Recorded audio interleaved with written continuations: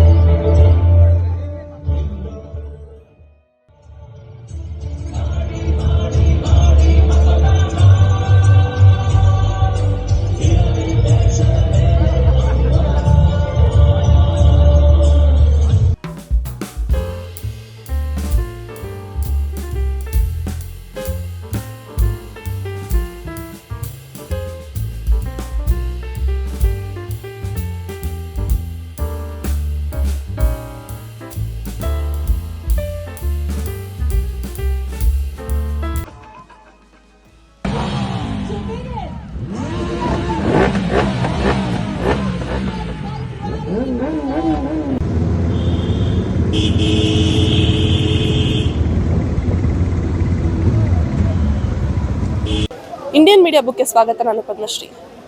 ಕರ್ನಾಟಕದಲ್ಲಿ ಅತಿ ಕಡಿಮೆ ವೋಟಿಂಗ್ ಆಗ್ತಾ ಇರೋದು. 50% ಅಷ್ಟು ಜನ ವೋಟಿಂಗ್ನಲ್ಲಿ ಉತ್ಸಾಹ ತೋರಿಸ್ತಾ ಇಲ್ಲ.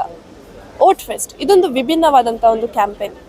ಇದರಲ್ಲಿ ಜನ ಫ್ಲ್ಯಾಶ್ ಮಾಬ್, ಬೀದಿ ನಾಟಕ, ಯಕ್ಷಗಾನದ ಮೂಲಕ ಜನರಿಗೆ ತಿಳುವಳಿಕೆ ತಿಳಿಸ್ಕೊಡ್ತಾ ಇದ್ದಾರೆ.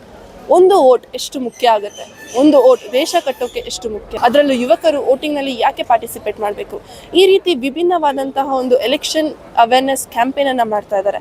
ಬನ್ನಿ ಇದ್ರ ಬಗ್ಗೆ ಇನ್ನಷ್ಟು ಹೆಚ್ಚು ಮಾಹಿತಿ ಅವ್ರ ಹತ್ರನೇ ತಿಳ್ಕೊಳ್ಳೋಣ. Hi ma'am. Hello, ಯೋನಿ. Disha. Ma'am, what is this campaign about? See, as we all aware, there's an election is coming and on May 10th. So we are just doing the awareness among the youngsters because sometimes youngsters they fail to vote and they fail to come to voting booths. So this is a kind of awareness among not only the youngster, among all the citizens. So how important vote is and what is the significance of the vote is all about. So we are going to frame the government. We are going to choose the leaders. So we need to be aware why we are voting, whom we are voting for. So we are just calling everyone that this is like a campaign where we are addressing the crowd, saying that how important the vote should be and how important to choose the leader. ನಿಮಗೆ politics ಅಂದ ತಕ್ಷಣ ನಿಮ್ಗೇನು flash ಆಗುತ್ತೆ? Politics ಅಂದರೆ first flash ಆಗೋದು I think ಕೋಪ ಬರುತ್ತೆ actually ಹೇಳ್ಬೇಕು ಅಂತಂದರೆ. ಬಿಕಾಸ್ ಪಾಲಿಟಿಕ್ಸ್ ಅಂದರೆ ಏನೋ ಒಂಥರ ನಾನ್ಸೆನ್ಸ್ ಥರ ಆಗೋಗ್ಬಿಟ್ಟಿದೆ ಈಗಿನ ಇರೋ ಜನ್ರೇಷನ್ಗೆ. ಅದು ಆ್ಯಕ್ಚುಲಿ ನಾನ್ಸೆನ್ಸ್ ಥರ ಆಗಿದೆ. ಬಟ್ ನಾವು ಹಂಗೆ ಅಂದ್ಕೊಳ್ಳೋದು ತಪ್ಪು. ನಾವೆಲ್ಲ ಯೂತ್ಸ್ ಆಗೋದ್ರಿಂದ ನಾವು ನಮ್ಮ ಥಿಂಕಿಂಗ್ ಲೆವೆಲ್ ಬೇರೆ ಥರ ಇರುತ್ತೆ. ಸೊ ನಾವು ಥಿಂಕ್ ಮಾಡಿ ಒಳ್ಳೆ ಯಾವ ಸಮಾಜಕನ ಆಯ್ಕೆ ಮಾಡೋದು ನಮ್ಗೆ ಬಿಟ್ಟಿದ್ದು. ಯಂಗ್ಸ್ಟರ್ಸ್ ವೋಟ್ ಯಾಕೆ ಅಷ್ಟು ಇಂಪಾರ್ಟೆಂಟ್ ಆಗಿರುತ್ತೆ? ಯಾಕೆ ಅಷ್ಟು ಸಿನ್ಸಿಯರಿಟಿ ತಗೊಂಡು ಯಂಗ್ಸ್ಟರ್ಸ್ ವೋಟ್ ಮಾಡಬೇಕು? ಬಿಕಾಸ್ ಯಂಗ್ಸ್ಟರ್ಸ್ ಮೈಂಡ್ ಥಿಂಕಿಂಗ್ ಸ್ವಲ್ಪ ಬೇರೆ ಥರ ಇರುತ್ತೆ, ಅವ್ರದ್ದು ಕೆಪಾಬಿಲಿಟಿ ಇರುತ್ತೆ. ಸೊ ಯಂಗ್ಸ್ಟರ್ಸ್ ತುಂಬ ಇಂಪಾರ್ಟೆಂಟ್ ಆಗುತ್ತೆ. ಅವರು ಈ ಜನ್ರೇಷನ್ ಬಗ್ಗೆ ಯೋಚನೆ ಮಾಡ್ತಾರೆ. ಇವಾಗ ಯೂತ್ಸ್ ಎಲ್ಲ ಆಲ್ಮೋಸ್ಟ್ ಯೋಚನೆ ಮಾಡೋದು ಇವಾಗ ಅವ್ರಿಗೆ ಯಾವ ಥರ ಬೇಕೋ ಆ ಥರ ಥಿಂಕಿಂಗ್ ಲೆವೆಲ್ ಆ ಥರ ಇರುತ್ತೆ. ಸೊ ಯಂಗ್ಸ್ಟರ್ಸ್ ತುಂಬ ಇಂಪಾರ್ಟೆಂಟ್ ಆಗುತ್ತೆ.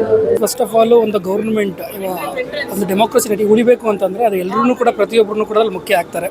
ಎಸ್ಪೆಷಲಿ ಯೂತ್ಸ್ನ ನಾವು ನೆಕ್ಸ್ಟ್ ಜನ್ರೇಷನ್ ಅವರೇನೇ ದೇಶನ ನಡೆಸ್ಕೊಂಡು ಹೋಗಬೇಕು ಅಂತ ಕೂಡ ಹೇಳ್ತೀವಿ. ಬಟ್ ಇವಾಗ ನಿಮಗೆ ಗೊತ್ತಿರಾಗ ಯೂತ್ಸ್ ಎಲ್ಲರೂ ಕೂಡ ಈ ಸೋಷಿಯಲ್ ಮೀಡಿಯಾ ಡಿಜಿಟಲಿ ಎಲ್ಲ ತುಂಬ ಆ್ಯಕ್ಟಿವೇಟ್ ಆಗಿರೋದ್ರಿಂದ ಒಂದು ಗೌರ್ಮೆಂಟ್ ಹೆಂಗೆ ರನ್ ಆಗುತ್ತೆ, ಡೆಮೋಕ್ರಸಿನ ಉಳಿಸೋದ್ರಲ್ಲಿ ನಮ್ಮ ಪಾತ್ರ ಎಷ್ಟಿದೆ ಅನ್ನೋದನ್ನೇ ಮರೆತು ಬಿಟ್ಟಿದ್ದಾರೆ. ಅದಕ್ಕೆ ಅದು ಈವನ್ ಸ್ಕೂಲಿಂಗ್ ಎಜುಕೇಷನಿಂದ ಹಿಡಿದು ಗೌರ್ಮೆಂಟು ಕೂಡ ಆ್ಯಂಡ್ ಎಲೆಕ್ಷನ್ ಕಮಿಷನ್ಗೂ ಕೂಡ ಅದೊಂದು ಪ್ರಯತ್ನ ಮಾಡಬೇಕು ಅವ್ರಿಗೆ ಅರಿವು ಮೂಡಿಸುವಂಥ ಕೆಲಸಗಳನ್ನ. ಅದನ್ನ ನಿಟ್ಟಿನಲ್ಲಿ ಇವತ್ತು ನಾವು ಇದನ್ನು ಮಾಡ್ತಾ ಇದ್ದೀವಿ. ಯೂತ್ನ ಅಟ್ರ್ಯಾಕ್ಟ್ ಮಾಡೋದಕ್ಕೆ ಅಂತಲೇ ಫ್ಲ್ಯಾಶ್ ಮ್ಯಾಪ್ಗಳು ಆ್ಯಂಡ್ ಸ್ಟ್ರೀಟ್ ಪ್ಲೇಗಳು ಆ್ಯಂಡ್ ಬೈಕ್ ರ್ಯಾಲಿನೂ ಕೂಡ ಇವತ್ತು ಆರ್ಗನೈಸ್ ಮಾಡಿದ್ವಿ. ತುಂಬ ಚೆನ್ನಾಗಿ ರೆಸ್ಪಾನ್ಸ್ ಸಿಗ್ತಾ ಇದೆ.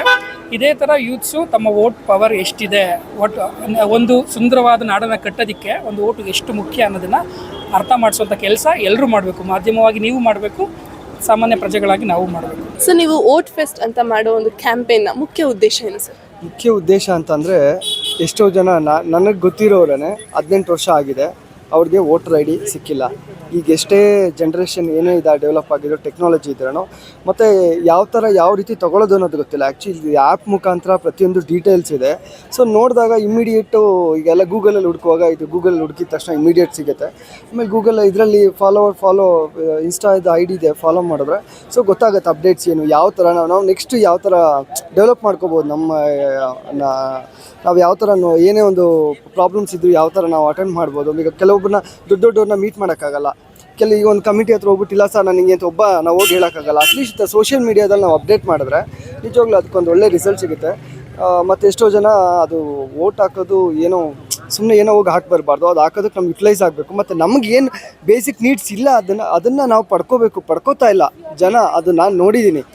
ಸೊ ಅದನ್ನು ದಯವಿಟ್ಟು ಇನ್ಮೇಲಾದರೂ 18 ವರ್ಷ ಆದವರು ಹೋಗಿ ವೋಟರ್ ID ಸಿಗ್ತಾ ಇಲ್ಲ ಅಂತ ಹೋಗಿ ಎಷ್ಟೋ ಜನ ಹೆಸರು ರಿಜಿಸ್ಟ್ರಿ ಯಾವ ಥರ ಮಾಡಿಸೋದು ಅನ್ನೋದು ಗೊತ್ತಿಲ್ಲ. ಸೊ ನಾನು ಕೆಲವ್ರಿಗೆ ಹೇಳಿದ್ದೀನಿ. ಮತ್ತು ಇದು ಎಲೆಕ್ಷನ್ ಬಂದ ಟೈಮಲ್ಲಿ ಅವಾಗ ಹೋಗಿ ಅಪ್ಡೇಟ್ ಮಾಡೋಕ್ಕೆ ಹೋಗ್ತಾರೆ. ಅವ್ರು ಇವಾಗ ಮಾಡಿದ್ರೆ ಅದೊಂದು ಎಷ್ಟೋ ತಿಂಗಳಾದಮೇಲೆ ಅವ್ರಿಗೆ ಅಪ್ಡೇಟ್ ಸಿಗುತ್ತೆ. ದಯವಿಟ್ಟು ಮತ್ತು ಯಾರಿಗೆ ವೋಟ್ ಹಾಕಬೇಕಾದ್ರೂ ನೋಡ್ಕೊಂಡು ಮಾಡಿ. ಮತ್ತು ನೀವಿರೋ ಸ್ಥಳದಲ್ಲಿ ಅಕ್ಕಪಕ್ಕ ಯಾವ ಥರ ಇದೆ, ಒಂದು ಸ್ಕೂಲ್ಸ್ ಆಗ್ಬೋದು, ಒಂದು ಹಾಸ್ಪಿಟಲ್ಸ್ ಆಗ್ಬೋದು, ಎಮರ್ಜೆನ್ಸಿ ಆ್ಯಂಬುಲೆನ್ಸ್ ಸಿಸ್ಟಮ್ಸ್ ಹೇಗಿದೆ, ಅದನ್ನೆಲ್ಲ ಸ್ವಲ್ಪ ಈಗ ಅಪ್ಡೇಟ್ ಮಾಡ್ತಾ ಹೋದರೆ ಮುಂದಿನ ದಿನಗಳಲ್ಲಿ ಮೇ ಬಿ ಎಲ್ಲ ಇಂಪ್ರೂವ್ ಆಗ್ಬೋದು ಅಂತ ಅನಿಸುತ್ತೆ. ಸರ್, ಸಾಕಷ್ಟು ಜನ ವೋಟಿಂಗ್ನಲ್ಲಿ ಪಾರ್ಟಿಸಿಪೇಟ್ ಮಾಡ್ತಿಲ್ಲ, ಅದರಲ್ಲೂ ಯಂಗ್ಸ್ಟರ್ಸ್. ಎಲೆಕ್ಷನ್ ಅಂದ್ರೇ ಏನೋ ಮೈ ಮೇಲೆ ಚೇಳು ಬಿಟ್ಟಂಗೆ ಆಡ್ತಾರೆ. ಅದ್ರ ಬಗ್ಗೆ ನೀವೇನು ಹೇಳಕ್ಕೆ ಇಷ್ಟಪಡ್ತೀರಾ? ಅಂದರೆ ಯಂಗ್ಸ್ಟರ್ಸ್ ಎಲೆಕ್ಷನ್ನಲ್ಲಿ ಪಾರ್ಟಿಸಿಪೇಟ್ ಮಾಡೋದು ಎಷ್ಟು ಮುಖ್ಯ? ಈಗ ಒಬ್ಬ ನಾಯಕನ ಆಯ್ಕೆ ಮಾಡೋದ್ರಲ್ಲಾಗಲಿ ಯಂಗ್ಸ್ಟರ್ಸ್ ವೋಟ್ ಮಾಡೋ ಮೂಲಕ ಅವರು ಏನು ಹೇಳ್ಬೋದು ಅಂತ ಅಂದರೆ, ಈಗ ಸ್ಕೂಲ್ಸ್ ಡೆವಲಪ್ ಆಗುತ್ತೆ, ಎಜುಕೇಷನ್ ಸಿಸ್ಟಮ್ ಡೆವಲಪ್ ಆಗುತ್ತೆ, ಇನ್ಫ್ರಾಸ್ಟ್ರಕ್ಚರ್ ಕೂಡ ಡೆವಲಪ್ ಆಗುತ್ತೆ. ಒಂದೊಂದು ವೋಟ್ ಕೂಡ ಮುಖ್ಯ ಇರೋದ್ರಿಂದ ಸೊ ಯಂಗ್ಸ್ಟರ್ಸ್ ಕೂಡ ವೋಟ್ ಮಾಡೋದು ಅಷ್ಟೇ ಮುಖ್ಯ ಆಗಿರುತ್ತೆ ಅಂತ ಹೇಳ್ತೀನಿ. ಈಗೆಲ್ಲ ಅವ್ರಿಗೆ ಔಟರ್ ವರ್ಲ್ಡ್ ಅಷ್ಟು ಗೊತ್ತಿಲ್ಲ. ಸೊ ಫೋನ್ ಅಡಿಕ್ಟ್ಸ್ ಆಗಿರ್ಬೋದು ಅಥವಾ ಅವ್ರದ್ದೇ ಒಂದು ಲೋಕದಲ್ಲಿ ಇರ್ತಾರೆ. ಸೊ ಅವರು ಔಟರ್ ಪ್ರಪಂಚ ನೋಡಿರಲ್ಲ. ಆಮೇಲೆ ಅವರು ಪಾಲಿಟಿಕ್ಸ್ ಅಂದರೆ ಅವ್ರಿಗೆ ಒಂಥರ ಏನೇನೋ ಅನ್ಕೊಂಡೆ, ಪಾಲಿಟಿಕ್ಸ್ ಅದಿದ್ರೇ ಈಗ ನಮ್ಮ ಇಷ್ಟ ಬಂದಾಗ ನಾವಿರಬೇಕು, ಪಾಲಿಟಿಕ್ಸ್ ಹಂಗೆ ಹಿಂಗೆ ಅಂತಾರೆ. ಸೊ ಒಳ್ಳೆ ದೇಶಕ್ಕಾಗಿ, ಒಳ್ಳೆ ನೇಷನ್ಗೆ ನಾವು ಒಳ್ಳೆ ಇನ್ಫ್ರಾಸ್ಟ್ರಕ್ಚರ್ ಬೇಕು ಅಂತ ಅಂದರೆ ಒಳ್ಳೆ ನಾಯಕನ ನಾವು ಆಯ್ಕೆ ಮಾಡಬೇಕು. ಅದಕ್ಕಾಗಿ ಒಂದು ವೋಟ್ ಕೂಡ ತುಂಬ ಮುಖ್ಯ ಇದೆ. ಸರ್, ಯಂಗ್ಸ್ಟರ್ಸ್ ಎಲೆಕ್ಷನಲ್ಲಿ ಪಾರ್ಟಿಸಿಪೇಟ್ ಮಾಡದಿರೋ ಇರೋಕ್ಕೆ ಎಲ್ಲೋ ಒಂದು ಕಡೆ ರಾಜಕಾರಣಿಗಳು ತಪ್ಪಿದೆ ಅಂತ ಹೇಳ್ತೀನಿ. ಇಲ್ಲ, ರಾಜಕಾರಣಿ ತಪ್ಪು ನಾನು ಅದೇ ಹೇಳ್ತೀನಲ್ಲ, ಇನ್ನೊಬ್ಬರು ನಾವು ಬ್ಲೇಮ್ ಮಾಡೋಕ್ಕಿಂತ ಫಸ್ಟ್ ನಾವು ರಿಯಲೈಸ್ ಆಗಬೇಕು. ಈಗೆಲ್ಲ ಒಂದು ಕಡೆ ಮಾಡ್ತಿರುವಾಗ ಎಲ್ಲ ಹನಿ ಸೇರಿದ್ರೆ ಹಳ್ಳ ನೀರು ತುಂಬೋದು ಅಂತ ಹೇಳೋದಲ್ವ. ಸೊ ಹಾಗೆ ಎಲ್ಲರೂ ಕೈ ಜೋಡಿಸ್ಬೇಕು ಆ್ಯಕ್ಚುಲಿ. ಏನೋ ಇದು ಬಟ್ ಇನ್ನೊಂದೇನೆಂದರೆ ನಮ್ಗೆ ಏನೇನು ಬೇಸಿಕ್ ನೀಡ್ಸಲ್ಲಿ ಫಾಲ್ಟ್ ಇದೆ, ಏನೇನು ಇಲ್ಲ ಅನ್ನೋದನ್ನು ನಾವು ಅಪ್ಡೇಟ್ ಮಾಡ್ತಾ ಹೋಗಬೇಕು. ಈಗ ನೋಡಿ, ಒಂದೊಂದು ಕಡೆ ಪಬ್ಲಿಕ್ ಟಾಯ್ಲೆಟ್ ಇಲ್ಲ, ಪಬ್ಲಿಕ್ ಟಾಯ್ಲೆಟ್ ಇದ್ದರೂ ಅಲ್ಲಿ ಯೂಸ್ ಮಾಡೋಕ್ಕಾಗಲ್ಲ. ಯೂಸ್ ಮಾಡೋಕ್ಕೆ ಹೋದರೂ ಕೆಲವೊಂದು ಕಡೆ ತುಂಬ ಅಮೌಂಟ್ ಕೇಳ್ತಾರೆ, ಕೆಲವೊಂದು ಕಡೆ ನೀರೇ ಇರಲ್ಲ. ಸೊ ಮತ್ತು ಕುಡಿಯೋ ನೀರಿಂದು ಪಾಯಿಂಟು ಎಲ್ಲ ಕಡೆ ಇರಲ್ಲ. ಸೊ ಅದೆಲ್ಲ ನಮ್ಗೆ ಎಮರ್ಜೆನ್ಸಿ. ಈಗ ಎಕ್ಸಾಂಪಲ್ ಬೆಂಗಳೂರಲ್ಲಿ ಹೇಗಾಗ್ಬಿಟ್ಟಿದೆ ಅಂದರೆ, ಎಲ್ಲ ಒಂದು ಕಡೆ ಇರ್ತೀವಿ, ಏನೋ ಒಂದು ಮಾಡ್ತಾ ಇರ್ತೀವಿ, ಸಡನ್ನಾಗಿ ನೀರು ಬೇಕು ಅಂದರೆ ಅಲ್ಲಿ ಅಂಗಡಿ ನೀರುಗಳು ಏನಿಲ್ಲ. ಅಟ್ಲೀಸ್ಟ್ ನಮ್ಮ ಸರ್ಕಾರ ಆಗ್ಬೋದು, ನಾವು ಯಾರನ್ನ ಗೆಲ್ಸಿರ್ತೀವಿ ಮುಂದೆ ಗೆಲ್ಲೋರು ಅದನ್ನೆಲ್ಲ ಸ್ವಲ್ಪ ಯೋಚನೆ ಮಾಡಬೇಕು. ಜನಕ್ಕೆ ಬೇಸಿಕ್ ನೀಡ್ಸ್ ಏನೇನು ಕೊಡಬೇಕು. ಈಗ ಬಿಸಿಲಿರುತ್ತೆ, ಮತ್ತು ಎಲ್ಲೆಲ್ಲೂ ನಮ್ಮ ನೇಚರ್ನ ನಾವು ಇದು ಮಾಡ್ತಾಯಿಲ್ಲ. ಬರೀ ಎಲ್ಲಿ ನೋಡಿದ್ರು ಮರ ಗಿಡ ಕಟ್ ಮಾಡಿ ನೋಡಿ. ಇಲ್ಲೇ ಈ ಏರಿಯಾದಲ್ಲೇ ಚರ್ಚ್ ಸ್ಟ್ರೀಟಲ್ಲೇ ನೋಡಿ, ಅಲ್ಲಿ ಕಾಂಪೌಂಡ್ ಒಳಗೆ ಮರ ಇದೆ, ಇಲ್ಲೆಲ್ಲಿದೆ ಮರ ನೋಡಿ, ಎಲ್ಲ ಸಿಮೆಂಟ್ ಸ್ಲ್ಯಾಬ್ ಹಾಕಿ ಮುಚ್ಚಿಬಿಟ್ಟಿದ್ದಾರೆ ರೋಡ್ನ. ಕಾಂಕ್ರೀಟ್ ಜಂಗಲ್ ಆಗೋಗಿದೆ. ಕಾಂಕ್ರೀಟ್ ಜಂಗಲ್, ಹೌದು. ನಮ್ಮ ಬೆಂದಕಾಳೂರು ಹೋಗಿ ಬೆಂಗಳೂರು ಆಗಿದೆ. ಸೊ ಇನ್ನು ಮುಂದಕ್ಕೆ ಒಳ್ಳೆ ಹಚ್ಚ ಹಸಿರು ನಾಡಾಗಬೇಕು ಅನ್ನೋದೇ ನನ್ನ ಒಂದು ಹಂಬಲ್ ರಿಕ್ವೆಸ್ಟು. ಮನೆ ಮುಂದೆ ದಯವಿಟ್ಟು ಒಂದು ಮರ ನೆಡಿ ಅಂತ ಹೇಳೋದನ್ನು ಸರ್ಕಾರ ತರಲೇಬೇಕು. ಏನೇ ಮೋಲ್ಡ್ ಮನೆ ಕಟ್ಟಿರಲಿ, ಶೀಟ್ ಮನೆ ಇರಲಿ, ಖಾಲಿ ಸೈಟ್ ಇರಲಿ, ಮನೆ ಮುಂದೆ ಒಂದು ಚಿಕ್ಕ ಮರ ಅನ್ನೋದಿರಬೇಕು. ಆ್ಯಕ್ಚುಲಿ ಅದಿದ್ದರೆ ಪ್ರಾಣಿ ಪಕ್ಷಿಗಳು ಬರುತ್ತೆ, ನಮಗೂ ಆಗಲಿ, ಮತ್ತು ಭೂಮಿನೂ ಒಂದು ತಂಪಾಗಿರುತ್ತೆ. ಸೊ ಇದನ್ನು ನಾನು ಕಳಕಳಿಯಾಗಿ ಮನವಿ ಮಾಡ್ಕೊತೀನಿ ಎಲ್ಲರ ಹತ್ರನೂ. ದಯವಿಟ್ಟು ಏನೇನು ನಮಗೆ ದಿನನಿತ್ಯದ ಇದಿದೆ ಸೌಲಭ್ಯಗಳಿಲ್ಲ, ಅದನ್ನು ನಾವು ಚುನಾವಣೆ ಮುಗಿದ ತಕ್ಷಣ ನಮ್ಮ ಕೆಲಸ ಮುಗೀತು ಅಂತಲ್ಲ.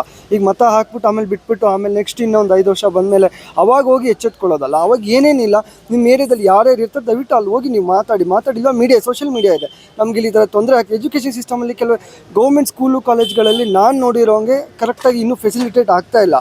ಸೊ ಮತ್ತು ಯೂನಿಫಾರ್ಮ್ಸು, ಸೊ ಅದನ್ನೆಲ್ಲ ಆರಾಮಾಗಿ ತರ್ಬೋದು, ತೊಂದರೆ ಇಲ್ಲ. ಈಗಿನ ಜನರೇಷನ್ ಸ್ವಲ್ಪ ಫಾಸ್ಟ್ ಇದ್ದಾರೆ, ಬಟ್ ಇದರಲ್ಲಿ ಇನ್ನೂ ಸ್ವಲ್ಪ ಫಾಸ್ಟ್ ಆದರೆ ಖಂಡಿತ ಅದು ನಾವೇ ರೂಲ್ ಮಾಡ್ಬೋದು. ಇನ್ನೊಬ್ಬರು ನಾವು ರಾಜಕಾರಣಿಗಳು ಅವ್ರ ಬಗ್ಗೆ ಹೇಳಬಾರ್ದು. ಸೊ ಎಲ್ಲರೂ ಕೈಗೂಡಿದ್ರೆ ಖಂಡಿತ ಆಗುತ್ತೆ. ನೀವು ಮೀಡಿಯಾ ಅವರು ನೀವು ತುಂಬಾ ಸಪೋರ್ಟ್ ಮಾಡ್ತೀರಾ. ಎಲ್ಲ ಏನೇ ಒಂದು ವಿಷಯ ಆಗಲಿ ಖಂಡಿತ ಅದು ಬೇಗ ರೀಚ್ ಆಗುತ್ತೆ, ನಿಮ್ಮ ಕಡೆಯಿಂದ ರೀಚ್ ಆಗುತ್ತೆ. ಈಗ ಜನ ವಾಟ್ಸಪ್ಪಲ್ಲಿ ರೀಚ್ ಗ್ರೂಪಿಂದ ರೀಚ್ ಆಗೋದಕ್ಕಿಂತ ಮೀಡಿಯಾದಿಂದ ತುಂಬ ಚೆನ್ನಾಗಿ ಇದು ಮಾಡ್ತಿದ್ದೀರಾ. Thank you so much. ಹೀಗೆ ಸಪೋರ್ಟ್ ಮಾಡ್ತಾರೆ ಜನಸಾಮಾನ್ಯಗಳಿಗೆ. Thank you sir. ಸರ್, ಇವತ್ತು ನೀವು ವೋಟ್ ಫೆಸ್ಟ್ ಅಂದ್ಬಿಟ್ಟು ಒಂದು ಕ್ಯಾಂಪೇನ್ ಆಯೋಜಿಸ್ಕೊಂಡಿದ್ದೀರಾ, ಅದರ ಮುಖ್ಯ ಉದ್ದೇಶ ಏನು ಸರ್? ಭಾರತದ ಸರ್ಕಾರ ಇವತ್ತೇನು ಎಲೆಕ್ಷನ್ ಕಮಿಷನ್ ಎಲೆಕ್ಷನ್ ಅಂತ ಘೋಷಣೆ ಆಗಿದೆ, ಸುಮಾರು ಜನ ವಿದ್ಯಾವಂತರೇ ಇವತ್ತು ವೋಟ್ ಹಾಕೋಕೆ ಬರ್ತಾ ಇಲ್ಲ. ಕಾರಣ ಏನಂತ ಹೇಳ್ಬಿಟ್ಟು ಗೊತ್ತಾಗ್ತಾ ಇಲ್ಲ. ಅದರಿಂದ ಸರ್ಕಾರ ಏನಂತ ಹೇಳಿದ್ರೆ, ಮೇ 10 ಬುಧವಾರ ಏನು ಎಲೆಕ್ಷನ್ ನಡೆಯುತ್ತೆ, ಆ ಮತದಾನಕ್ಕೆ ಎಲ್ಲರೂ ಬರಬೇಕು ಅಂತಕ್ಕಂಥದ್ದು ಒಂದು ಉದ್ದೇಶ. ಆಮೇಲೆ ಅಮಾಯಕರನ್ನು ದಾರಿ ತಪ್ಪಿಸ್ತಕ್ಕಂಥ ಕೆಲಸ ಕೆಲವು ರಾಜಕೀಯ ನಾಯಕರು ಮಾಡ್ತಾರೆ.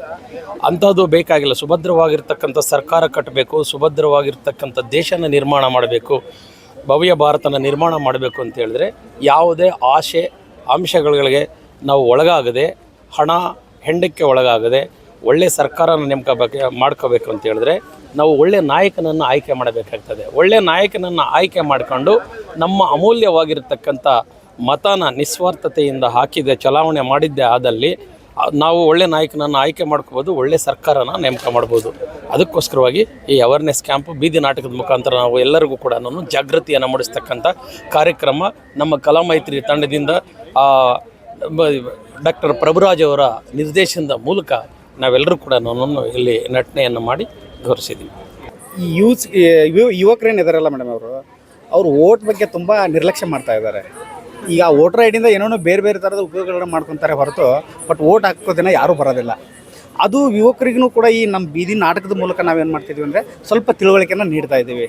ಈಗ ಅವಿದ್ಯಾವಂತರು ಅದು ಏನೋ ಗೊತ್ತಾಗಲ್ಲ, ಅದು ಓಕೆ, ಬಟ್ ಈ ವಿದ್ಯಾವಂತರು ತಿಳಿದ್ರೂ ಕೂಡ ಈ ಥರ ಮಾಡ್ತಾರಲ್ಲ, ಅಂಥವ್ರಿಗೆ ನಾವು ಈ ನಾಟಕದ ಮೂಲಕ ಸ್ವಲ್ಪ ತಿಳುವಳಿಕೆ ಕೊಟ್ಟರೆ ಅವರು ಕೂಡ ಒಂದಿಷ್ಟು ಅವ್ರದ್ದು ತಮ್ಮ ಜೊತೆಗೇ ಇನ್ನೊಬ್ಬರು ಕೂಡ ತಿಳುವಳಿಕೆ ಹೇಳಬೇಕು. ಅದು ಬಿಟ್ಟು ಈ ಥರ ಮಾಡ್ತಿದಾರಲ್ಲ ಅವ್ರನ್ನ ನಾವು ಸ್ವಲ್ಪ ಮನದಟ್ಟು ಮಾಡಿ ಅವ್ರನ್ನ ತಿಳಿಸ್ಕೊಡ್ತಾ ಇದ್ದೀವಿ. ಈ ಥರದಿಂದ ಖಂಡಿತ ಯಾಕೆ ಯೂತ್ಸಲ್ಲಿ ಆ ಥರ ಬದಲಾವಣೆ ಆಗಿದೆ ಅಂತ ಹೇಳಿದ್ರೆ, ಇತ್ತೀಚೆಗೆ ಈ ಸರ್ಕಾರಗಳನ್ನು ನೋಡ್ತಾ ಇದ್ದೀವಿ. ಯಾವುದೇ ಜನಪ್ರತಿನಿಧಿ ಆತ ಆಯ್ಕೆಯಾಗಿ ಬಂದ ನಂತರ ತನ್ನ ಅಭಿವೃದ್ಧಿಯನ್ನು ನೋಡ್ತಾನೆ ಹೊರತು ಹಳ್ಳಿಗಳ ಅಭಿವೃದ್ಧಿ ಆಗಲಿ, ಈ ದೇಶದ ಅಭಿವೃದ್ಧಿ ಆಗಲಿ ಅಥವಾ ಏನಿದ್ದಾನ ರಾಜ್ಯದ ಅಭಿವೃದ್ಧಿ ಬಗ್ಗೆ ಯೋಚನೆ ಮಾಡ್ತಾ ಇಲ್ಲ. ಅಂದರೆ ಐಷಾರಾಮಿ ಜೀವನ ನಡೆಸೋದು ನೋಡ್ತಾರೆ ಜನ, ದಿನ ಏನು ನಡೀತಾ ಇದೆ ಅನ್ನೋದು. ಯಾಕಂದರೆ ಮಾಧ್ಯಮಗಳು ಇವತ್ತು ಪ್ರತಿಯೊಂದನ್ನು ಅಂಗೈಯಲ್ಲೇ ಮೊಬೈಲ್ ಕೂಡ ಇರೋದ್ರಿಂದ ಎಲ್ಲವೂ ಕೂಡ ಮೊಬೈಲಲ್ಲಿ ಸಿಗ್ತಿದೆ ಜನರಿಗೆ. ಹೀಗಾದಾಗ ಏನಾಗುತ್ತೆ, ಯಾರು ಬಂದರೂ ಇಷ್ಟೇನಪ್ಪ, ಏನಕ್ಕೆ ಬೇಕು ಇಂಥ ಜನಪ್ರತಿನಿಧಿ ಅನ್ನೋ ಪ್ರಶ್ನೆ ಯೂತ್ಸಲ್ಲಿದೆ. ಯಾಕಂದರೆ ಎಲ್ಲರೂ ಎಜುಕೇಟೆಡ್ ಇದ್ದಾರೆ, ಸೊ ಅದನ್ನು ಅರ್ಥೈಸ್ಕೊಳ್ಳಬಲ್ಲರು.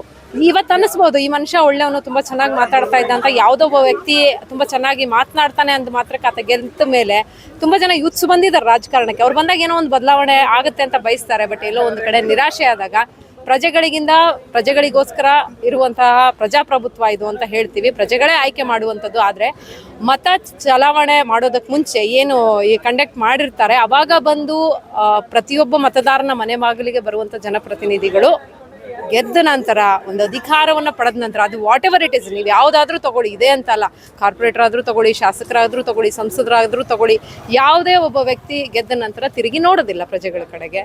ಇದು ಸಮಸ್ಯೆ ಆಗಿರ್ತಕ್ಕಂಥದ್ದು. ಹಾಗಾಗಿ ಆ ಥರ ಭಾವನೆ ಇರ್ಬೋದು. ಬಟ್ ಮತದಾನ ಅನ್ನುವಂಥದ್ದು ನಮ್ಮ ಹಕ್ಕು. ಸರಿಯಾದ ವ್ಯಕ್ತಿಯನ್ನು ಆಯ್ಕೆ ಮಾಡುವಂಥ ಹಕ್ಕನ್ನು ನಮಗೆ ದೇಶ ಕೊಟ್ಟಿದೆ ಅಂದಾಗ ದಯವಿಟ್ಟು ಬನ್ನಿ. ಮೇ 10ನೇ ತಾರೀಕು ಸಾರ್ವತ್ರಿಕ ಚುನಾವಣೆ ಇದೆ, ಬಂದು ಮತವನ್ನು ಹಾಕಿ ಅಂತ ಯೂತ್ಸ್ ಹತ್ರ ನಾನು ಕೂಡ ಕಳಕಳಿಯ ಮನವಿಯನ್ನು ಮಾಡ್ತೇನೆ. ಮೇ 10ನೇ ತಾರೀಕಿಗೆ ಎಲೆಕ್ಷನ್ ಇದೆ. ದಯವಿಟ್ಟು ಎಲ್ಲ ಪ್ರಜೆಗಳು ವೋಟ್ ಹಾಕ್ಬೇಕಂತ ಕೇಳ್ಕೊತೀನಿ.